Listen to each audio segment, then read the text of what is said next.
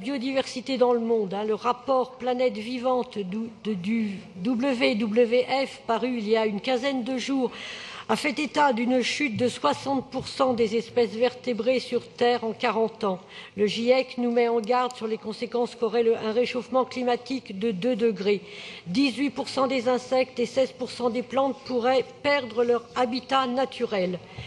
Les origines de ces extinctions massives d'espèces sont multiples et connues. L'homme est majoritairement responsable. La grande extinction est bien un résultat de la grande accélération. Nous sommes de plus en plus nombreux. Dans un monde du vouloir toujours plus, il nous faut toujours plus de ressources, plus d'espace. L'impact des activités humaines sur les ressources naturelles a donc doublé en un demi-siècle. 3/4 des terres de la surface du globe sont aujourd'hui dédiées aux activités humaines. En plus de détruire sciemment les habitats naturels de la faune et des végétaux, nos activités humaines sont en grande partie responsables du réchauffement climatique. Notre écosystème tout entier est en danger. Avec le plan que nous avons voté à l'unanimité en mars dernier, nous, élus parisiens, avons fait le pari de la biodiversité.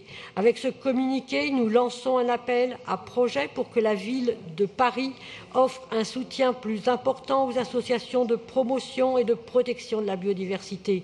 Ces structures sont essentielles pour aider notre territoire à être plus résilient et à transmettre l'urgence de la protection de la biodiversité au plus grand nombre.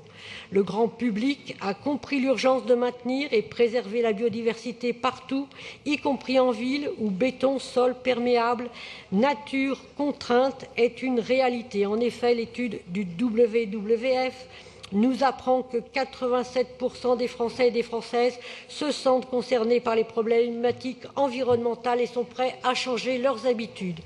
Nous regrettons que 60% des 50 000 € alloués par cet appel à projet à des associations et à des jardins partagés soient imputés au titre de subventions d'investissement dans le cadre du budget participatif plus de nature en ville. Nous, écologistes, nous aurions souhaité que les fonds alloués aux associations dans le cadre des subventions fonctionnement soient plus importantes.